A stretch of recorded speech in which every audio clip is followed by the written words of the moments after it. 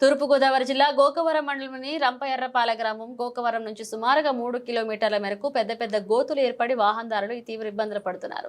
ప్రభుత్వాలు మారినా, అధికారులు మారినా, నాయకులు మారినా గానీ ఇప్పటి వరకు రంపయర్రపాల గ్రామానికి రోడ్డుకు మోక్షం కలగలేదు. రాత్రి సమయాల్లో ప్రయాణం చేస్తూ ప్రమాదాలకు గురవుతున్నామని రంపయర్రపాల గ్రామస్తులు ఆరోపిస్తున్నారు. ఇప్పటికైనా అధికారులు స్పందించి గోకవరం నుంచి రంపయర్రపాల గ్రామానికి నూతన రోడ్డు నిర్మాణం పనులు చేపట్టాలని ప్రయాణికులు కోరుతున్నారు.